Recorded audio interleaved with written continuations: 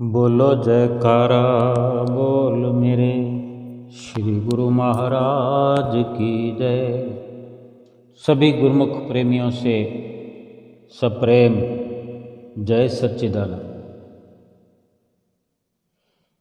बड़े भागों से बड़ी खुशनसीबी से और प्रभु परमेश्वर की अपार कृपा से दया से वक़्त के महापुरुषों के प्रवचन सुनने को मिलते हैं। गुरुमुख प्रेमी भाग्यशाली इस अवसर का लाभ उठाते हैं। इस दुनिया में गुरुमुख का ही ऐसा आला जीवन है, निराला जीवन है और खुशियों से भरा जीवन है।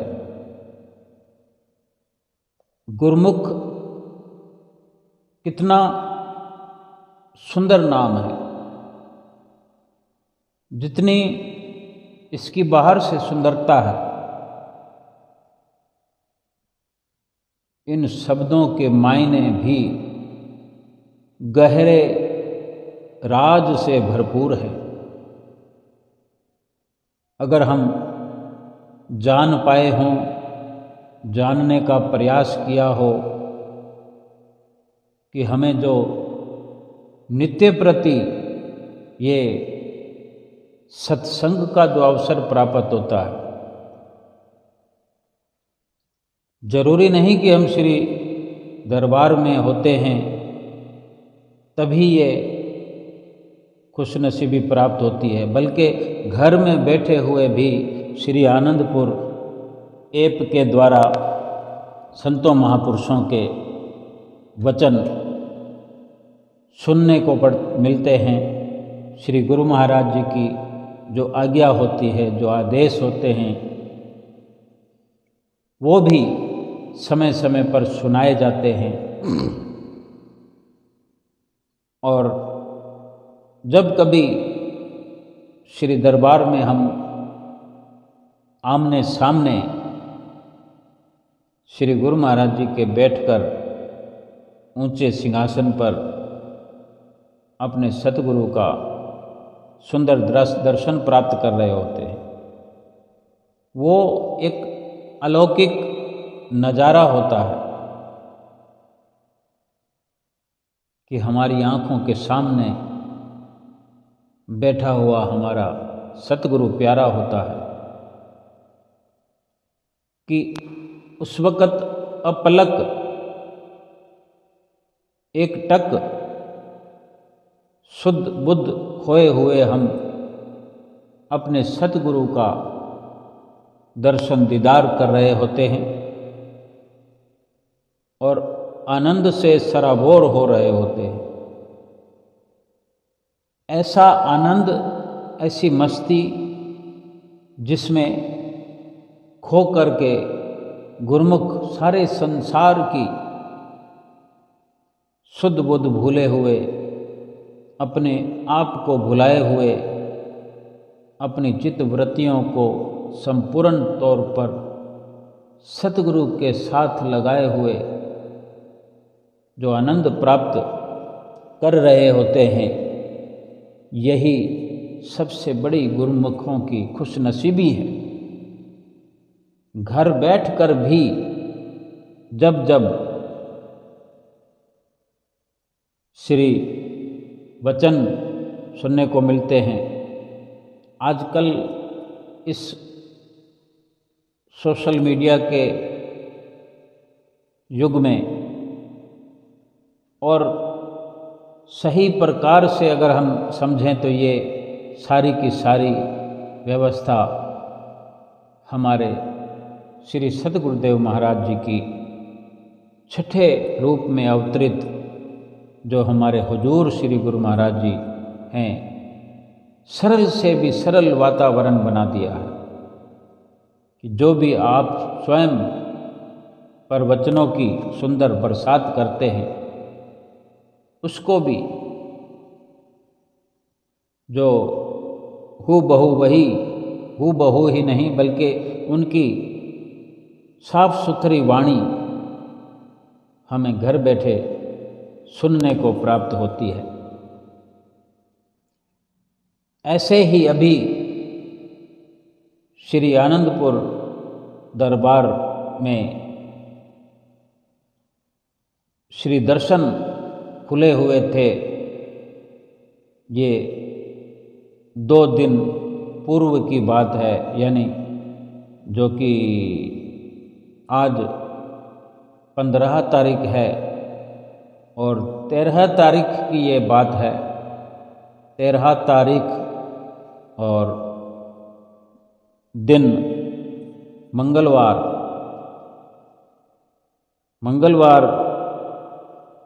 के दिन की ये लीला है श्री हजूर छठी पातशाही गुरु महाराज जी की,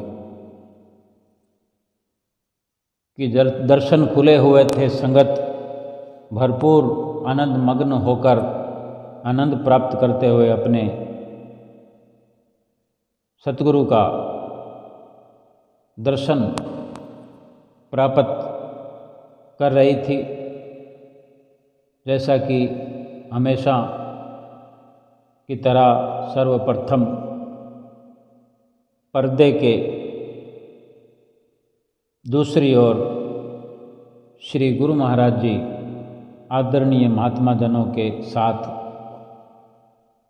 कृपा फरमाते हैं, सिंहासन पर विराजमान होते हैं। तत्पश्चात माइक की आवाज़ ठक ठक के रूप में एक इशारा करते हुए गुरुमुख प्रेमियों को, और गुरुमुख प्रेमी इशारा प्राप्त करके कि अब हुक्मनामा मिलने वाला है और हमको दंडवत प्रणाम करना है, अपने आप को सतगुरु के आगे समर्पित करना है और हुक्मनामा सतगुरु हमें दे करके स्वीकार करते हुए हमें नव जीवन प्रदान करते हुए और आशीर्वाद की एक झड़ी लगने वाली है। सो सभी गुरुमुख प्रेमी माइक की ठक ठक की आवाज़ को सुनकर सभी दंडवत प्रणाम की मुद्रा में अपने आप को निढाल क्रशकाय बनाते हुए सतगुरु के चरणों में लेट जाते हैं। वो नज़ारा दूर दूर तक देखने का एक अलौकिक आनंद प्राप्त कराने वाला होता है कि सभी इसी मुद्रा में आदरणीय महात्मा जन, आदरणीय बाई जन, आदरणीय भगत जन, आदरणीय भगतानिया जन, सब के सब छोटे बड़े बुजुर्ग युवा अपनी अपनी जगहों पर दंडवत किए हुए जितनी जैसी जगह मिलती है दंडवत प्रणाम करते हुए और फिर श्री गुरु महाराज जी सभी गुरुमुख प्रेमियों को गुरुमुख नाम से संबोधित करते हुए उठा देते हैं, जागृत कर देते हैं, मोह माया की नींद से जगा देते हैं और ये शुभ अवसर प्रदान करते हैं कि हम नव जीवन प्राप्त करके आज से फिर ये अवसर प्रदान करते हुए इस जीवन को सफल बनाने का भरसक प्रयास करने में लग जाए। नित्य निरंतर ये हमारे श्री परमहंसों ने परंपरा चलाई है हम गुरुमुखों के जीवन में। तो ये मंगलवार के दिन भी श्री दर्शन जो खुले थे सभी को गुरु महाराज जी ने हुक्मनामा देकर उठाया। तत्पश्चात आदरणीय महात्मा जनों ने माथा टेकना आरंभ किया। तत्पश्चात सत्संग की महात्मा जन जैसा कि हजूरी में सत्संग किया करते हैं, सत्संग हुआ और इसी प्रकार फिर संगतें जो बाहर से आई होती हैं वो भी माथा टेकने का अवसर प्राप्त करती हैं। श्री गुरु महाराज जी ने भी श्री दर्शनों की समाप्ति से पहले कुछ देर जब सभी ने माथा टेक लिया, श्री गुरु महाराज जी ने मौज बस माइक में वचन फरमाए। पहला शब्द हमेशा की तरह, गुरुमुख हो,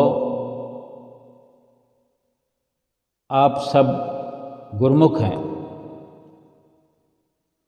और गुरुमुख का विस्तार करके बताया, गुरुमुख के मायने समझाए, गुरुमुख का पद, गुरुमुख की पदवी का भान कराया, एहसास कराया, समझाया। समझाने की मुद्रा में बड़ी प्रसन्न चित्त वाणी में, मधुर वाणी में फरमाया कि गुरुमुख के ये मायने होते हैं। गुरुमुख का मतलब यही होता है कि जो अपने इष्ट देव के मुखारविंद से जो वचन निकलते हैं, मुख से वचन होते हैं, फरमाए जाते हैं, उनकी जो पालना करता है वही गुरुमुख कहलाते हैं। ये सार भरी वाणी है, यानी इसी में सच्चाई भरी हुई है, सच्चाई से भरपूर ये वचन है। और ये नाम है गुरुमुख, जो कि हम रोज गुरुमुख के उच्चारण से हम बुलाए जाते हैं, गुरुमुख कहाए जाते हैं, गुरुमुख कहलाए जाते हैं। और कितना जोर देकर श्री गुरु महाराज जी समझाते हैं, अनेकों बार समझाते हैं। और ये मंगलवार को भी श्री गुरु महाराज जी ने इस प्रकार समझाया कि गुरुमुख के मायने ये होते हैं। और इसी प्रकार फिर संबोधित करते हुए कि आप सब गुरुमुख हैं ना। और सभी तरफ से आवाज़ आई कि हाँ जी स्वामी जी। लेकिन फिर भी श्री गुरु महाराज जी को तसल्ली नहीं हुई।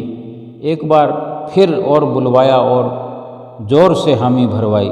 फिर फरमाया कि आप गुरुमुख हैं ना सब। तब थोड़ी जोर से आवाज़ आई, जी स्वामी जी। और फिर फरमाया कि बस हम यही चाहते हैं कि आप गुरुमुख बने। और जब जब भी महापुरुषों के वचन होते हैं, यानी जब जब भी महापुरुषों के वचन हों, जैसे कि अभी अभी बता रहे थे, ऐसा श्री गुरु महाराज जी ने फरमाया। जैसा कि सत्संग हुआ, आदरणीय महात्मा जी ने जिन्होंने सत्संग किया, उन्होंने जैसा कि हमेशा की तरह हर सत्संग में 2 घंटे सुमरन भजन अभ्यास की याद दिलाई जाती है। तो उस दिन भी, मंगलवार के दिन भी, जो सत्संग के अंत में याद दिलाया जाया कि 5 नियमों की पालना और 2 घंटे भजन अभ्यास करना आवश्यक है, जरूरी है। तो श्री गुरु महाराज जी ये जतला रहे थे फिर से कि जैसा कि अभी अभी बताया गया कि 2 घंटे भजन अभ्यास करना जरूरी है। और फरमाया कि तो ये इस बात को दृढ़ता से पक्का करो कि हमने 2 घंटे भजन अभ्यास अवश्य करना है। चाहे 2 बार में करो, 3 बार में करो या 4 बार में करो, लेकिन ये निश्चय कर लो कि हमने 2 घंटे भजन अभ्यास करना ही करना है।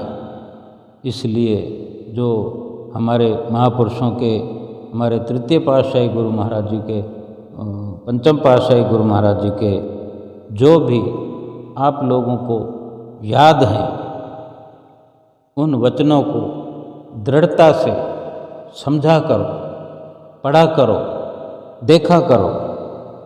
हमारी बड़ी आप पर प्रसन्नता है। और फिर एक संदेश दिया श्री हजूर गुरु महाराज जी ने कि अब हम थोड़े दिनों के लिए श्री प्रयाग धाम जाएंगे।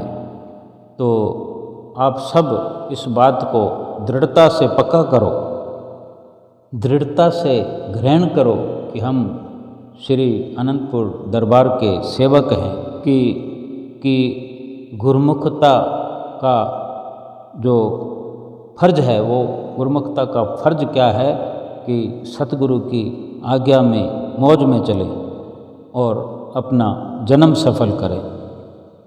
फिर इसके बाद आदरणीय महात्मा जी जो श्री चरणों में उपस्थित होते हैं, दीपक महात्मा जी, उन्होंने थोड़े से वचन फरमाए कि आप सब गुरुमुख कितने भाग्यशाली हैं कि श्री गुरु महाराज जी अपने चरणों में बिठला करके आप सब गुरुमुखों को अपने वचनों से निहाल कर रहे हैं, जो अपने चरणों में बिठा करके इतनी कृपा कर रहे हैं और जो 2 घंटे भजन अभ्यास को, इस भजन अभ्यास के नियम की पालना के बारे में जो आज्ञा फरमा रहे हैं, वचन फरमा रहे हैं, ये नियम की पालना करने से महापुरुषों का अपना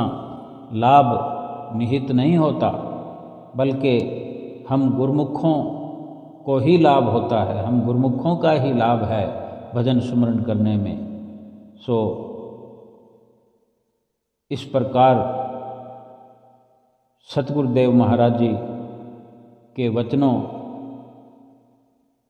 को अपने हृदय में बसा करके भजन सुमरन में दृढ़ होकर के अपने जीवन को सफल करना ही गुरुमुखों का लक्ष्य है।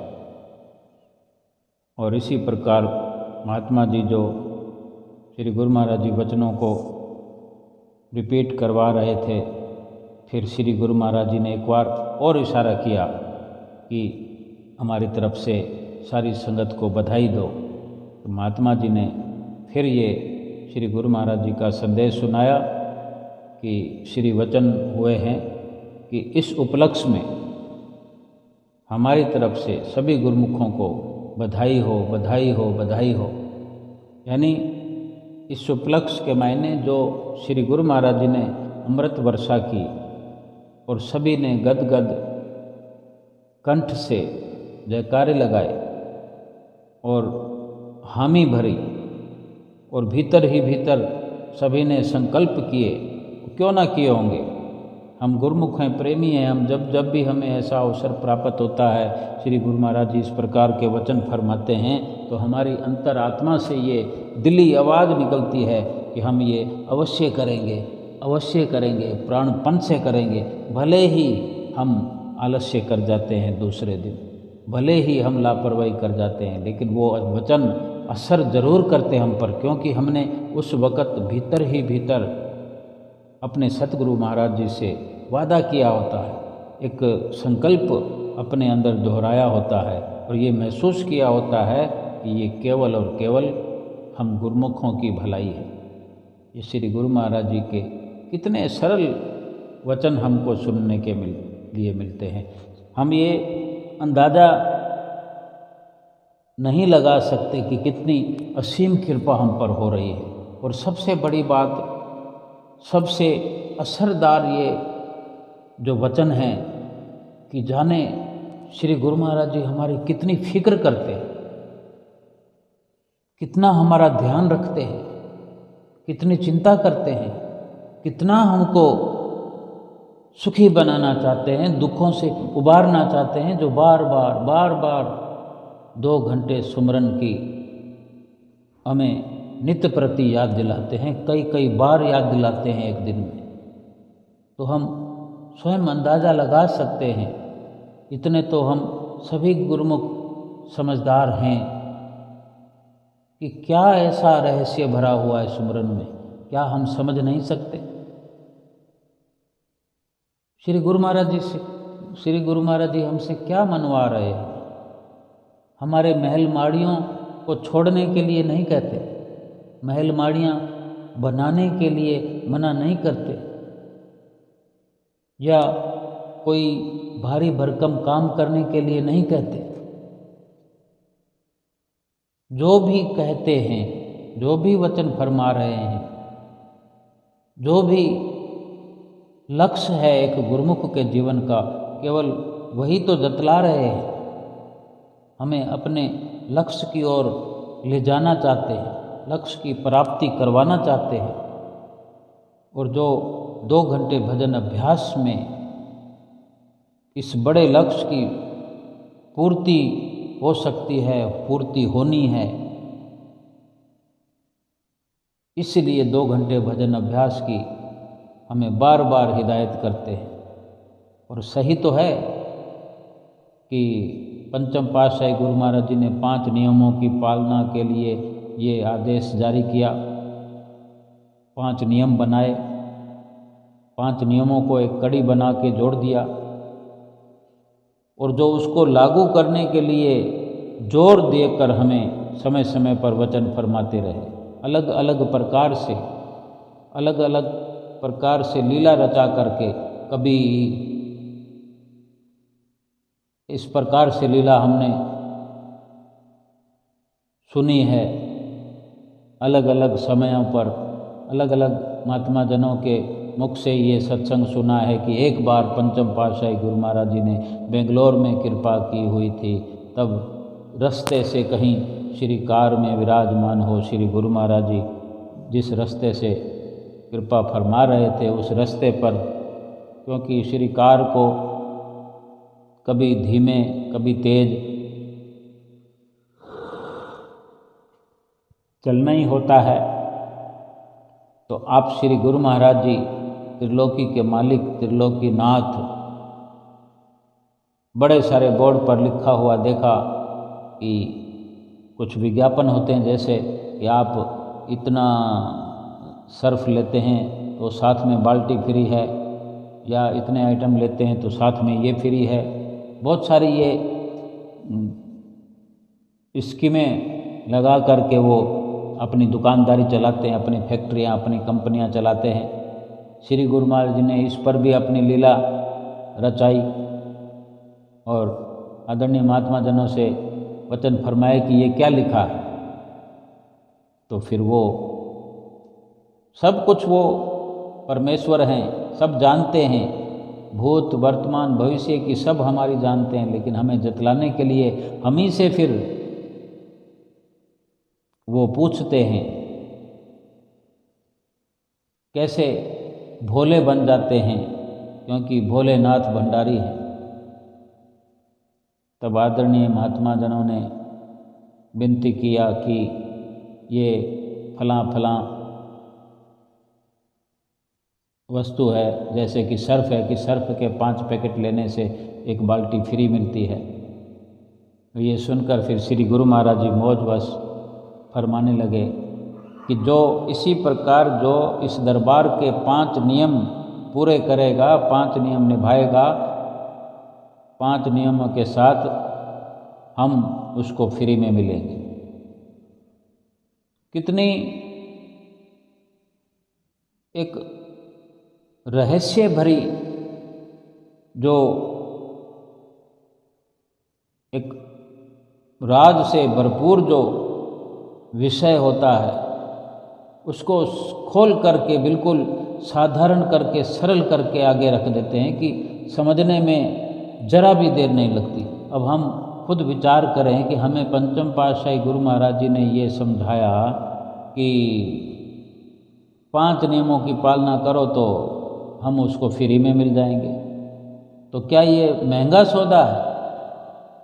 सर्फ तो 5 पैकेट खरीदने पड़ते हैं, उसकी कीमत चुकानी पड़ती है, तब बाल्टी फ्री मिलती है। और हमें जो नसीहत श्री गुरु महाराज जी ने दी कि 5 नियमों की पालना करो तो हम फ्री में मिल जाएंगे उसको, यानी फ्री में भगवान मिल रहे हैं और खरीदना कुछ भी नहीं है, 1 रुपये का भी खर्चा नहीं करना है,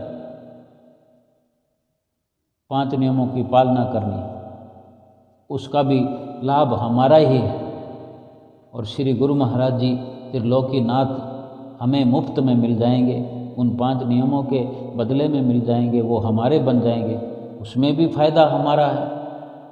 किसी भी सूरत में किसी तौर पर हमारा नुकसान नहीं होने वाला। कितने दयालु हैं हमारे श्री गुरु महाराज जी। और हम अगर समझ पाएँ, गुरुमुखों का हमें दर्जा समझा दिया, गुरुमुख का मतलब समझा दिया कि गुरुमुख के मायने क्या हैं। हम गुरुमुखों का तो, गुरुमुखों वाला नाम तो हम रखाए हुए हैं, गुरुमुख कहलाए हुए हैं, लेकिन गुरुमुखों वाले कर्तव्य भी हमारे होने चाहिए। उसके लिए हमसे क्या श्री गुरु महाराज जी ने मांग रखी है, क्या चाहते हैं वे? केवल यही तो चाहते हैं कि जो गुरु महाराज जी के मुख से वचन निकलें उसको मान लेता है, उसको मानने वाले को ही गुरुमुख कहते हैं। तो क्या गुरु महाराज जी के वचनों को मानने में कोई परिश्रम है, कोई मेहनत है, कोई मुश्किल या कोई दुख प्राप्त होता है? सतगुरु के वचनों को मानने से ही सही मायने में गुरुमुख कहलाने के हम अधिकारी होते हैं। अब हम चाहे वचनों को अगर नहीं माने तो गुरुमुख का नाम हम रखाए फिरें, लेकिन गुरुमुख हुए तो नहीं ना। तो क्यों ना हमें सही अर्थों में गुरुमुख वाले कर्तव्य निभाने चाहिए कि अपने सतगुरु की प्रसन्नता प्राप्त करनी चाहिए। हमें अपने सतगुरु को रिझाना चाहिए। उनको रिझाने के लिए सिर्फ इतना ही कार्य हमने करना होता है, 5 नियमों की पालना करनी है, 2 घंटे भजन अभ्यास करना है। टाइम निकालना तो बहुत मुश्किल है, समझने वाली बात है, लेकिन टाइम हमारे पास है ही नहीं, ये बात गलत है। अगर हम ये सोचते हों कि इतना टाइम कैसे, 2 घंटे कैसे निकाले जाएंगे, तो श्री गुरु महाराज जी के आगे किसी ने कहा भी, विनती भी करी कि 2 घंटे भजन अभ्यास बहुत मुश्किल है, तो श्री गुरु महाराज जी ने उसको भी वचन फरमाए, 2 घंटे भजन करना मुश्किल है, लेकिन 84 लाख योनियाँ भोगनी क्या आसान है? 84 लाख योनियों के दुख भोगने क्या आसान लगते हैं तुम्हें? लेकिन नहीं करेंगे ये 5 नियमों की पालना, 2 घंटे भजन अभ्यास का नियम नहीं निभाएंगे, फिर 84 लाख योनियाँ तो भोगनी ही पड़ेगी। अब हम स्वयं अंदाज़ा लगाएं कि हमें क्या करना। हमें 84 लाख योनियों से छुटकारा चाहिए या 84 लाख योनियों का बंधन चाहिए? हम सब फैसला जानते हैं, हम नतीजा जानते हैं, हम सब कुछ समझते हैं, लेकिन एक बड़ी लापरवाही के चलते हम महापुरुषों के वचनों की अवहेलना कर जाते हैं, कर रहे हैं। महापुरुषों को कितना दुख लगता होगा, वो हमारे माता पिता हैं, परम पिता हैं। अगर हम कहीं ना कहीं माता पिता का रूप लिए हुए हैं दुनिया में, हमारे बच्चे अगर हमारी आज्ञा नहीं मानेंगे, मानने से नफ़ा या नुकसान तो हमारे बच्चों का है, लेकिन नहीं मानकर जब वो गलत रास्ते पर चल पड़ते हैं या चल पड़े, हमें कितना दुख होता है, कितना दुख होगा हमें। आखिरकार हम ये समझेंगे ही, उनके लिए दुखी होकर आखिर यही उनको समझना पड़ेगा, चलो ठीक है तुम्हारी मर्जी, दुख या सुख तुम्हारे लिए ही है। फिर ऐसा सोचने के बाद, ऐसा कहने के बाद भी दुख तो हमें होगा ही, क्योंकि वो बच्चे अपने हैं, हमने उनको अपना समझा।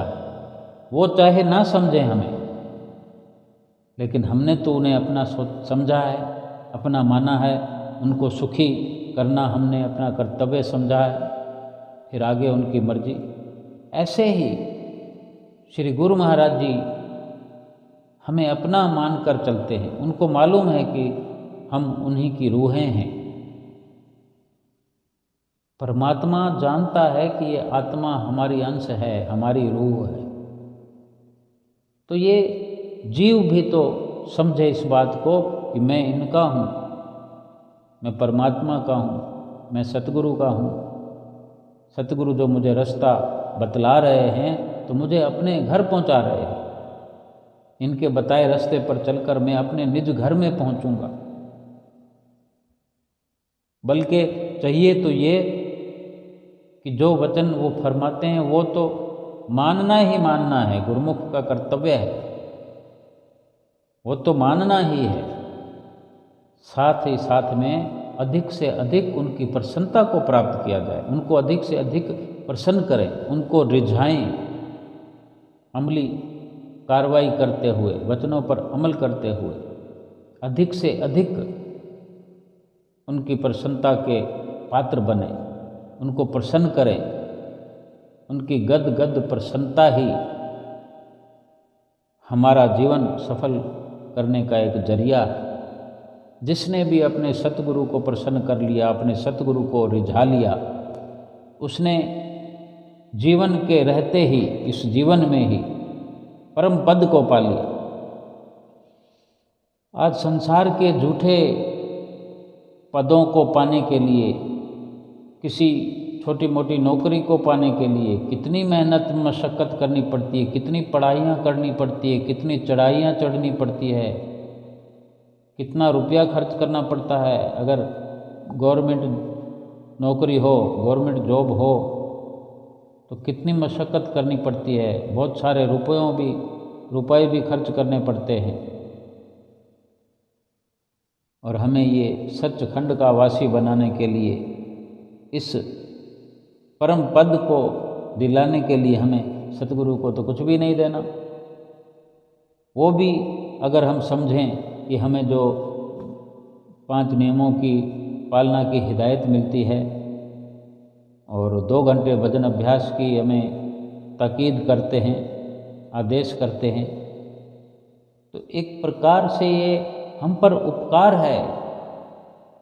आज अगर कोई भूला हुआ किसी रास्ते की तलाश में किसी से पूछता है, वो यही सोचता है कि मुझे कोई ऐसा सच्चा हम सफ़र मिले जो हमारा सफ़र आसान करे, कोई पथ प्रदर्शक बने हमारा, जो हमें सही रास्ता बताए और हम अपने गांव में, देश में, अपने असली ठिकाने पर पहुंच कर के विश्राम पाएं। उसके लिए हमको हाथ पांव जोड़ने पड़ते हैं लोगों के, एक छोटे से सफ़र के लिए। और श्री गुरु महाराज जी तो रात और दिन हम पर अपना सब कुछ लुटा रहे, अपना सर्वस्व हम पर निछावर कर रहे, अपने किसी प्रकार के शारीरिक सुखों का भी ख्याल न करते हुए केवल हमारे शरीर और आत्मा के सुखों के लिए रात और दिन प्रयत्न करने में लगे हुए हैं। ये कितनी एक विचित्र लीला है भगवान की, और दया है, असीम दया है, असीम कृपा है हमारे सतगुरु की, जो कुछ नहीं हमसे चाहते और हर पल माया से हैं बचाते, कि माया के कहीं हम चंगुल में फंस ना जाएं। और चंगुल में फंसे होते हैं तो कहाँ से कहाँ पहुंचकर भी किसी न किसी जरिए, किसी न किसी को भेजकर, कोई ऐसा संजोग बनाकर अपने नज़दीक ले आते हैं हम जैसी रूहों को, और गुरुमुख का दर्जा देते हैं। गुरुमुखता का फिर पाठ पढ़ाते हुए पक्का गुरुमुख बनाते हैं, हमें संस्कृत करते हैं, संस्कारों से भरपूर सुंदर सुंदर संस्कार हमारे अंदर भरते हैं, और भक्ति के रास्ते पर चलाकर हमें भक्तिवान बनाते हैं। और बहुत बड़ी भक्ति की संपदा से हमें माला माल करते हैं। ये लोग सुखी करते हैं, पर लोग सुहेला करते हैं। कितने ही इस दुनिया में सतगुरु की कृपा के पात्र बनकर, प्रसन्नता के पात्र बनकर लोक और परलोक सुहेला कर गए, और हमको भी करना है। कोई ऐसा नहीं जो भगवान की प्राप्ति न करना चाहता हो, लोक परलोक अपना संवारना ना चाहता हो, दुखों से छुटकारा ना पाना चाहता हो। कोई नहीं है ऐसा दुनिया में। सभी चाहते हैं कि मैं हमेशा के लिए सुखी हो जाऊं और भक्ति प्राप्त करूं, लेकिन कहने मात्र से तो प्राप्त होती नहीं। जिन्होंने भी भक्ति पाई है, जिन्होंने परम पद को पाया है, उन्होंने अपने सतगुरु की प्रसन्नता को प्राप्त करते हुए ही पाया है। जिन्होंने अपने सतगुरु को रिझाया है, जिन्होंने अपने सतगुरु के मुखारविंद से फरमाए गए वचनों की पालना की है, उनके वचनों को अपने दिल में बसाया है, उन्होंने ही अपनी मंजिल को पाया है। तो हमारे लिए कोई ये मुश्किल नहीं है, या हमारे लिए कोई ये नई बात भी नहीं है, कोई अलग से विशेष नहीं है। जिसने भी मंजिल पाई है, वक़्त के संत महापुरुषों के साए में, उनकी छत्र छाया में, उनकी चरण शरण ग्रहण करने से ही मंजिल प्राप्त की है। भगवान श्री राम हों, भगवान श्री कृष्ण हों, और जितने भी इस धरती पर जिस रूप में भी भगवान आए, जब भी आए, वक़्त के संत महापुरुषों की चरण शरण ग्रहण करने के उपरांत उनकी आज्ञा में रहकर, आज्ञा में चलकर, उन्हीं के द्वारा नाम की बख्शिश प्राप्त करके, उस नाम को जप करके, भजन अभ्यास करके अपनी मंजिल पर पहुँचे हैं। स्वयं भगवान जब इस मर्यादा में रहकर ही मर्यादा पुरुषोत्तम कहलाए हैं, अपने सतगुरु के सानिध्य में जिन्होंने अपने को ढाला है, उसी के जीवन में ही, उसी के भीतर में हुआ उजाला है। अब हम कितना संसार से प्रेम करते हैं, कितना संसार को अपने अंदर भरते हैं। आज तक अगर संसार की कार्रवाई को हमने बहुत अच्छे से निभा लिया, बहुत कुछ प्राप्त कर लिया, बड़े महल माड़ियाँ बना लिए, आडंबर बना लिए, बहुत फौज खड़ी कर ली हमने रिश्तों की, लेकिन एक बार अपने आप से पूछ के देख लें कि हमारे हाथ पल्ले क्या है? जो हमने बनाया है उसका कोई लाभ है? अपनी एक सूक्ष्म नज़र से हम ये प्रयास करें कि इसमें हमारे निजी कार्य के क्या काम आएगा। हमारा निजी कार्य क्या है? निजी कार्य यही है हमारा कि जो हम करने आए हैं वो जीवात्मा का कल्याण है। जीवात्मा का कल्याण तो दूर की बात है, हमारे शरीर का भरण पोषण भी इन सब हमारे द्वारा की हुई व्यवस्थाओं से हो पाएगा कि नहीं हो पाएगा। जहाँ हमें ज़रूरत होगी, हमारी ये मिल्कियत, धन पदार्थों की दुनिया, वहाँ हमारे नज़दीक पहुँच भी पाएगी कि नहीं। ये सांसारिक मदद हमारे शरीर को भी सुरखरू कर पाएगी कि नहीं। जब इतना भी भरोसा नहीं है तो जीवात्मा का कल्याण कैसे इन सांसारिक साधनों से, उपकरणों से, रिश्तों से, आडंबरों से हो पाएगा? कैसे ये रूह सुरखरू हो पाएगी? कैसे ये रूह अपना लोक परलोक सुहेला कर पाएगी? लेकिन सतगुरु तो ये जिम्मेवारी लेते हैं, गारंटी लेते हैं, और सतगुरु की जिम्मेवारी की कोई एक्सपायरी नहीं होती। सदा सदा तक अजर अमर उनके वचन होते हैं, और वचनों का पालन करने वालों को भी अजर अमर बना देते हैं, उनकी जीवात्मा को सुरखरू कर देते हैं, हमेशा हमेशा के बंधन से आज़ाद करके अपने उस निज धाम में, परम पद में, परम धाम में पहुंचा देते हैं। तो अपने सतगुरु पर यकीन करते हुए और फिर उनके वचनों का तहे दिल से पालन करते हुए, अपने चित्तवृत्तियों में उनके इन स्वर्णिम वचनों को बसाते हुए, चित्तवृत्तियों में रमाते हुए, अपनी चित्तवृत्तियों में रमा लें दृढ़ता से पक्का करें उनके वचनों को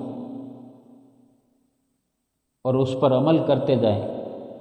संसार में रहकर भी संसार की लिप्तता से बचते हुए, संसार में फंसने से अपने आप को बचाते हुए, संसार के अंदर व्यवहार करते हुए लेकिन संसार की लिप्तता से बचते हुए अपने जीवात्मा का हर पल भला करते हुए, जीवात्मा की भलाई के लिए कर्तव्यपन से ये संत सतगुरु के बताए हुए जो 5 नियम हैं उनकी पालना करनी है और 2 घंटे भजन अभ्यास नित्य प्रति करते हुए अपने सतगुरु की प्रसन्नता प्राप्त करनी है और अपना लोक परलोक सुहेला करना है।